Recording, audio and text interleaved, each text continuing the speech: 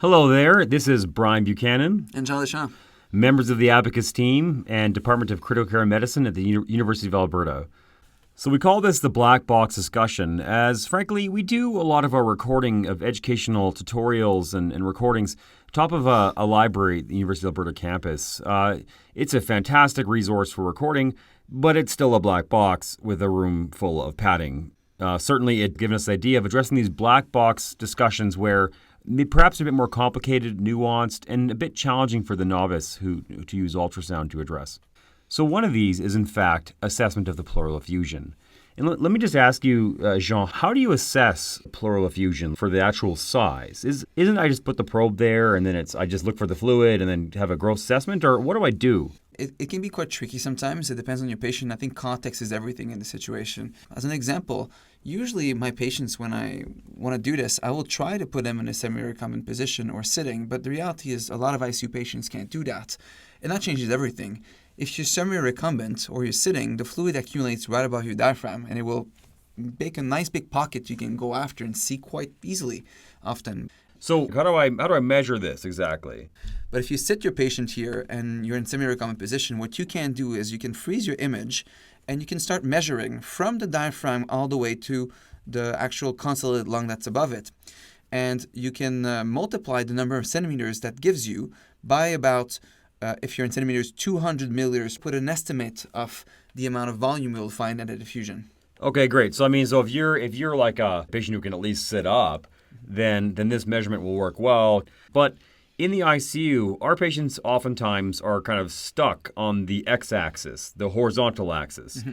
And this really, I find this is really challenging because, what do I do here to assess the volume? Because I can make the effusion look big or small. So in a patient that has to stay supine, you can't actually do the head-to-toe measurement, but what you can do is you can use an axial transverse plane in which you will take your probe 9 degrees from the head-to-toe position, cutting the patient as you would in a CT scan plane.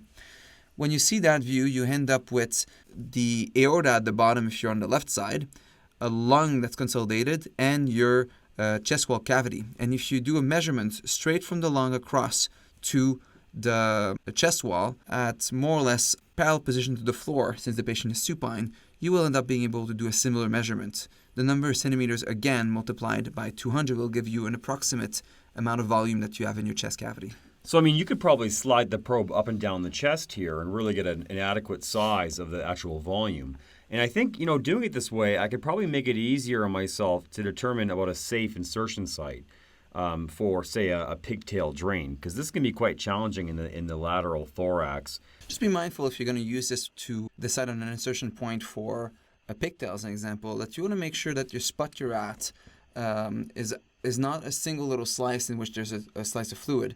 So what I would suggest is put your probe on and keep it at the same space and angulate back and forth to make sure that you actually have an amount of fluid in different directions, so that if you are not perfectly straight down, you have space to miss your angle a little bit and get into the pleural cavity without damage.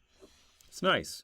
So here's another example here. We can see it really gives you a better sense in the axial transverse plane of the severity of a pleural effusion, in which case we can measure the volume in centimeters or milliliters and multiply by the relevant factors.